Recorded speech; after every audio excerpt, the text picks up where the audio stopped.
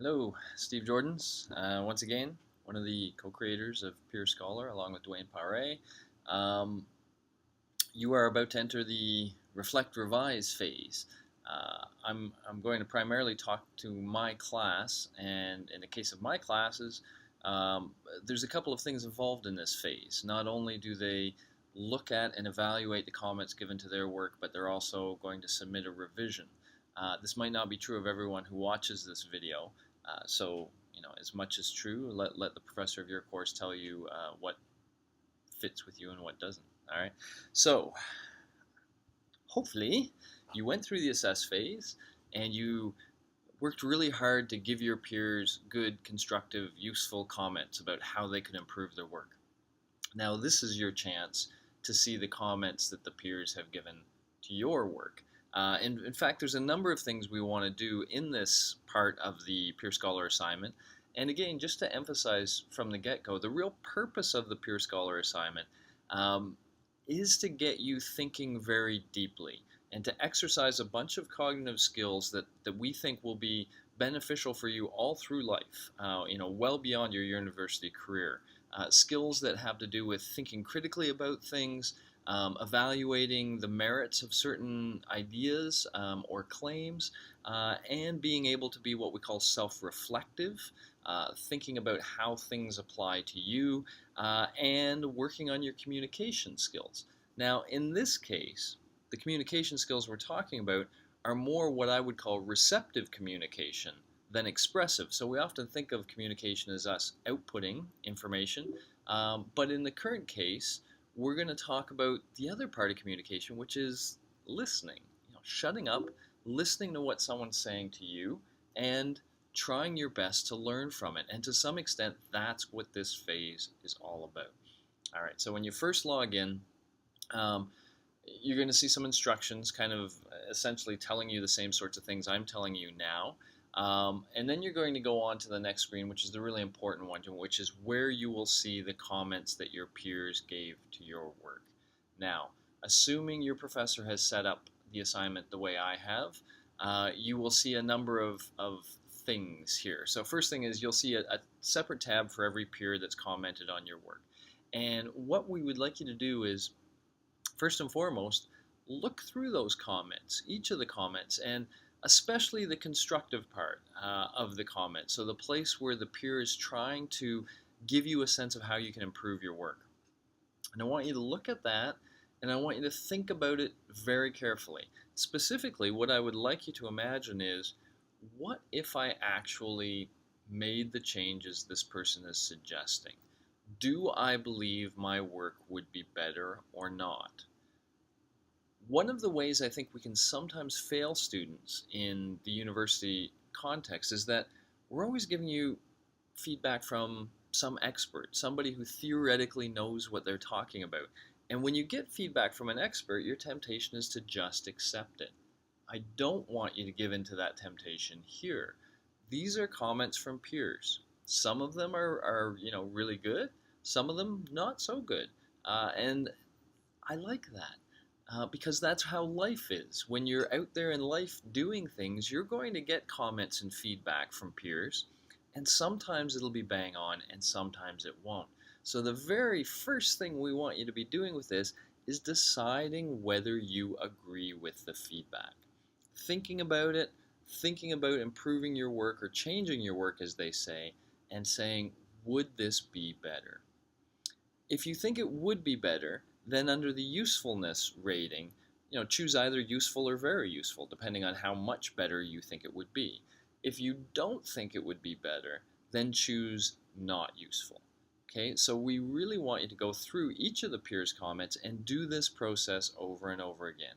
Think about the comments, think about your work if you changed it, would it be better or not, and then give that person a usefulness comment based on their comment. Now, keep in mind, just because somebody else suggested something, if the next person suggests it, that comment's still useful, even if somebody's done it before. So only rate something as non-useful if in your opinion, you think if you made that change, your paper would not be better. That's how I want you to think of the not useful. So go through, And now you're engaged in critical thinking, you're engaged in self-reflective thought, you're engaged in what I call receptive communication because you're listening and thinking about the comments your peers gave you. And that'll be the first step, to rate them all. Depending on your assignment, again, it may stop there. That might be all your professor asks you to do. I, in fact, will ask you to do 2 more things. The next step is the revise step.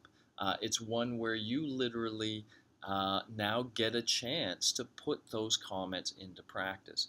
Another problem often with the university context is that we give you feedback, but by the time you get it, A, you don't care a whole lot, and B, the assignment that you created didn't matter that much anyway, and so it's not like you're going to go ahead and try that feedback and see if it improves the work. But in Peer Scholar, that's exactly what we want you to do. Take the feedback immediately, use it. Try to use it to reshape your work. Now, I have to say here that in the past, I find students very hesitant to change their drafts very much. It's like they get some impression like, this is what I said, and if I change it now, there's something wrong with that. That is so untrue. If in reading the comments you think, wow, I should have really come at this differently, or somebody's suggesting a really major change, and I agree it would make my paper better, but it seems kind of weird. Well, don't let it seem weird. Take this as your opportunity to show whoever might be evaluating your work that you read those comments, you thought about them, and you tried to apply them. You apply them to your work, and you see if it makes it better. So that's what this next step is all about. Literally, going from saying, yeah, that's useful, to actually trying to use it and actually trying to change your work with respect to it. So you do that. You'll have your original draft there. I prefer actually if you make your changes right in that interface. You don't have to, but it makes it easier on everybody if you do. So just right there, change your piece. Make it whatever you think it could be. And when you're done, you move on. The last step, at least in my assignments, no, it's not the last step, now that I think about it, but the next step anyway is what we call the reflect step. And what we want you to do here is, this is really your opportunity to show us that you thought deeply about all these comments. So I sometimes call it a justification kind of step, a place where you can say, you know what, these comments were good and here are the changes I made because of them, but these other comments I didn't really agree with. And so I didn't do changes. I didn't make changes. And here's why. By having that part, you are showing me or the TA or whoever evaluates the work that you did think about those comments. You thought about them and rejected them, and you rejected them for a reason. Okay, that's very powerful. So that's what you're going to use the reflect box for, to kind of go through and talk about the changes you made, and importantly, the changes you didn't make. In my class, part of the grade is based on the appropriateness of your revision.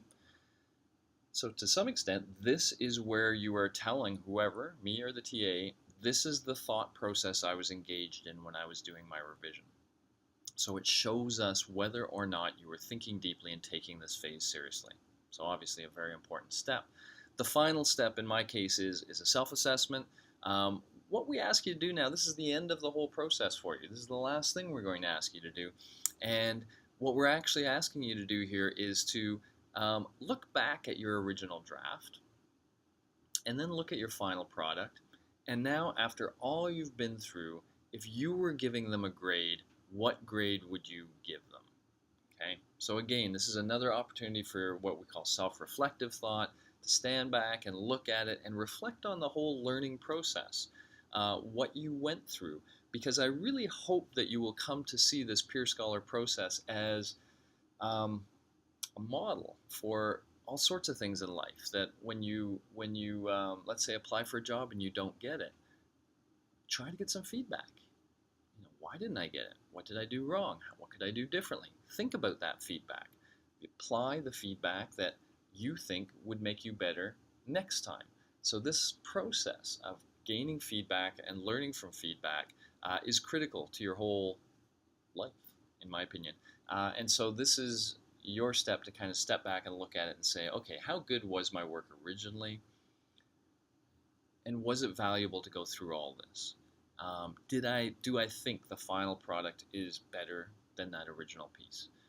And so, by looking at them and thinking about them, you get a really good, palpable feeling for all that.